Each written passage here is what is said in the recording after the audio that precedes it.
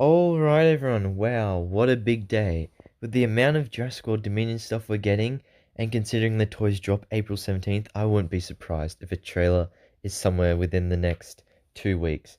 But let's dive straight in. So there's a bunch of new images obviously, and I'm just gonna read from it because that's the stuff you guys probably haven't seen. Probably seen the images, but here it is. The neck, the body, tail, legs, and work that way because all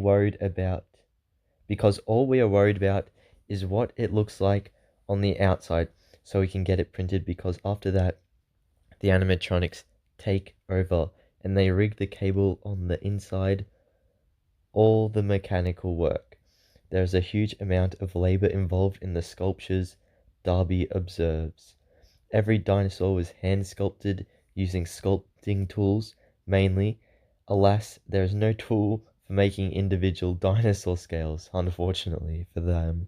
Um, I wish there was, because it would have made our job a lot quicker.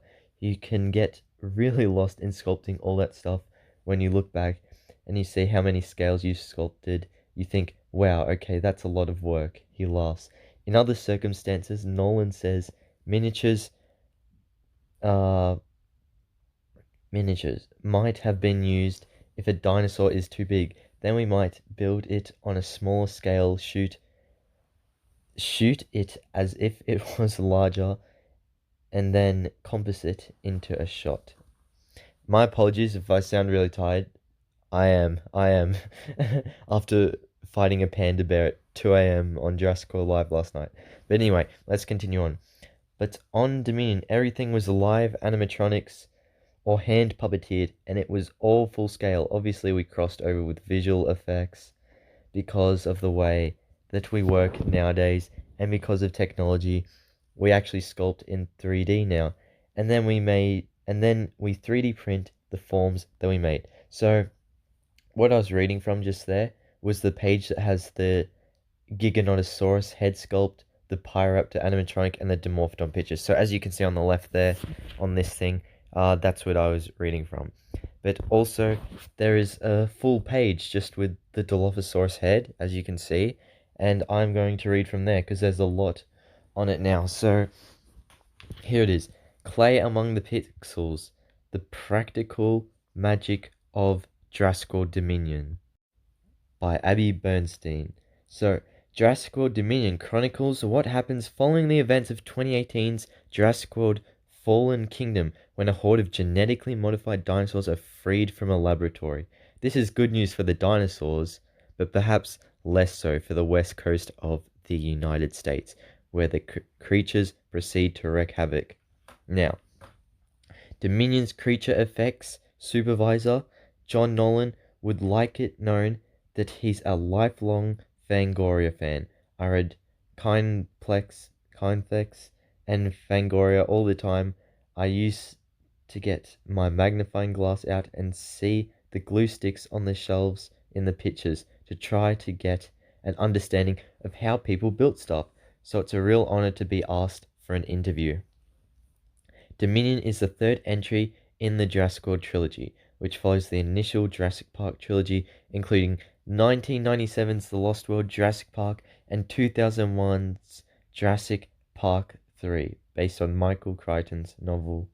So that's really good to see that Lost World and Jurassic Park 3 are getting recognition for once in the Jurassic World franchise.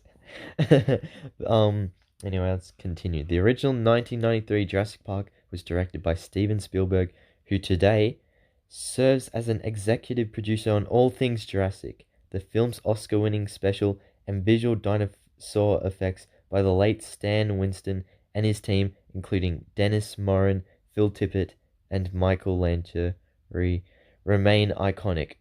Nolan and his London-based John Nolan Studios are new to the Jurassic World. Although Nolan himself has dinosaur making experience dating back to 1999 British miniseries Walking with Dinosaurs, when he worked for Jez Harris, Dominion chief sculptor David Darby's credits include Prometheus and 1917, both men separately get on the phone from England to talk about their Dominion work. Dominion's line producer, associate producer Tim Wellspring had previously worked with both Nolan and Darby on Netflix series The Dark Crystal: Age of Resistance in collaboration with Jim Henson's Creature Shop. We just wrapped 2 years on that, Nolan recalls. It had about 300 puppets. We had a 183-person crew.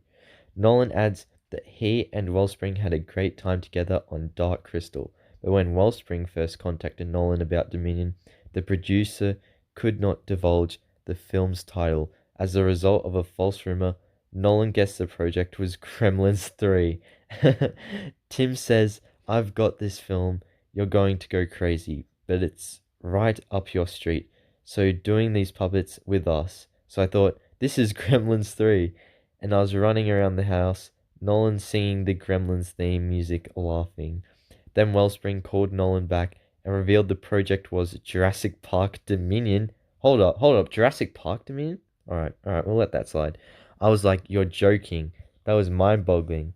I met with the producers and Colin Trevorrow at his office. And that's the end of that. So I'll lead from the Lithranax. Not Lithranax, the Lystrosaurus. No, not even that. It's Microceratus. Get it right, ProC. Okay, so here's the page based on Microceratus. Nolan believes that the Giganotosaurus was probably the biggest challenge for us because we had probably 3 to 4 months and it was supposed to be at least a 6-month build. I decided to print out the sculpture of the Giga head from a 3D printer at 1/10 of the scale. So we had the head the size of a large grapefruit and built an animatronic at that scale. So there's no more to that thing because it was cut off. But on the other side, Jurassic Park. That lovely scene with the Triceratops that's eaten the berries and is sick, with Sam Neill laying across its stomach listening to it breathe. When Dern met the creature effects team for Dominion, Nolan recounts she mentioned that scene and she just wanted to bring something back. Fan service, ooh, and it's almost a nod to that scene as well. So we looked at different ways. Now I'd assume with the creature being depicted there being that of Microceratus, they'll have a scene where they look at the Microceratus or something instead of it being Triceratops, maybe. Obviously, I doubt Alan Grant's gonna lie on it, otherwise he'll probably squish it. That would be pretty weird. But anyway, apart from that, the only other thing that's in here is we built 38 dinosaurs, 14 species, I think. Some were tiny like the Compies, and then the Giga, which has a head the size of a car. You probably saw the Locust in there. I didn't talk about that much. I might make a separate video on it, but I kind of want to finish up here. So I hope you all enjoyed, and I'll see you later. Bye, everyone.